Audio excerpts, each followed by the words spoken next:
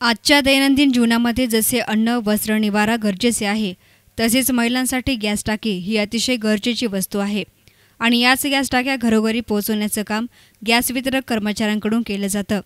राहता शहरामधील प्रभाग क्रमांक 5 मधील 340 परिसरातील संजय आव्हाड हे शिर्डी येथील साई गणेश HP गॅस एजन्सीच्या माध्यमातून घरोघरी गॅस टाकी नेऊन देण्याचं काम करत होते. गॅस दारापर्यंत पोहोचवण्याचे इतर कर्मचारी मात्र वाढव पैसे घेतात. मात्र त्याला अपवाद होता, ते म्हणजे संजय आव्हाड. आव्हाड यांनी घरोघरी गॅस टाकी पोहोच करताना कधीच वाढीव पैशांची अपेक्षा केली नाही. मिळेल त्या पगारातच आपल्या कुटुंबाचा उदरनिर्वाहासाठी ते प्रामाणिकपणाने काम करत होते. अशा या प्रामाणिकपणानं काम करणाऱ्या संजय आव्हाड यांच्यावर 11 दिवसांपूर्वी काळाने घाला घातला. आपलं काम इमानदारीनं करत असतानाच शिर्डी येथील साई संस्थान कर्मचारी वसाहतीमध्ये एकापाठोपाठ 8 गॅस टाक्या 4थ्या मजल्यावर पोहोचवल्यानंतर आव्हाड यांना चक्कर आली आणि बेशुद्ध होऊन त्यांचा जागीच मृत्यू झाला. त्यांच्या या आशया जाण्यामुळे कुटुंबावर दुःखाचा डोंगर कोसळलाय. घरातील कर्ता पुरुष गेल्यामुळे कुटुंबावर शोककळा पसरली आहे. मयत संजय आव्हाड यांच्या पश्चात पत्नी, 2 मुले, 1 मुलगी आणि आई असा परिवार असून त्यांचा उदरनिर्वाह आता कसा होणार असा मोठा प्रश्न उपस्थित झाला आहे. त्यामुळे गॅस एजन्सी चालवणाऱ्यांनी कर्मचाऱ्यांच्या भविष्यासाठी विमा उतरवला पाहिजे अशी अपेक्षा व्यक्त केली जाते.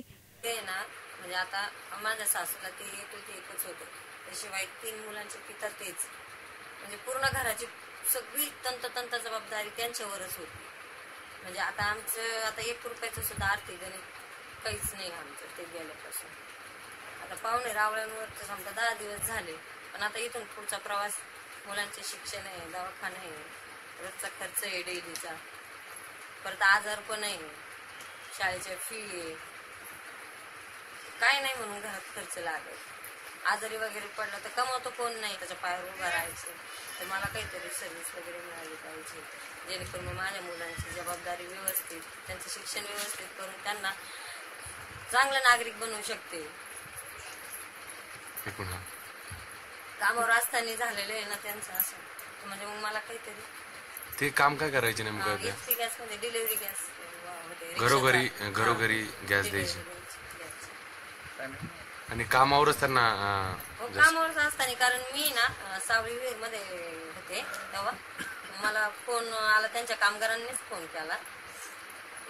तेव्हा मी काही म्हणजे मग सगळ्यांनीच सांगितलं की टाकी देत असताना त्यांच्या घरासमोर झालंय ना, ते म्हणे अचानक चक्कर आली म्हणे ना, चक्कर येऊन हा अटॅकचा प्रकार असू शकतो नाही, ते डॉक्टर सुद्धा म्हणे का त्यांना चक्कर आली असंच सांगितलं डॉक्टरने, त्यांना BP हाय झाला वगैरे, पण मुळात त्यांना BP हे त्यांनी कधी चेक केलेलं नव्हतं आणि आम्हाला पण घरच्याला कधी माहित नाही.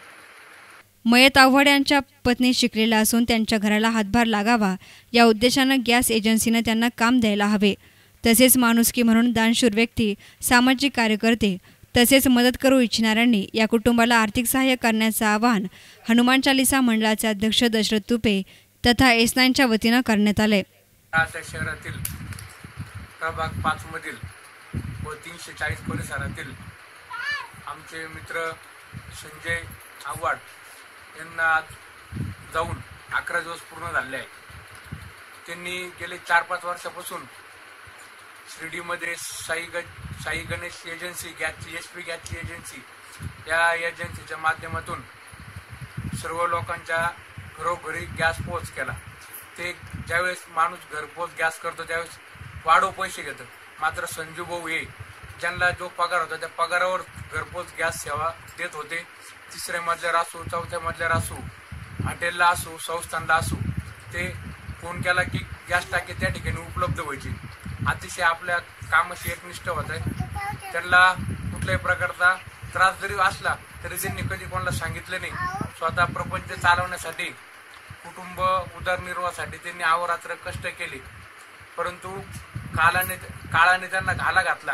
त्यांना अचानक 4थ्या मजल्यावरून ज्या दिवशी ते गॅस टाकी घेऊन खाली येत होते त्या दिवशी त्यांना चक्करून त्या ठिकाणी ते बेशुद्ध पडले व त्यांचा दुर्दैवी मृत्यू त्या ठिकाणी झाला.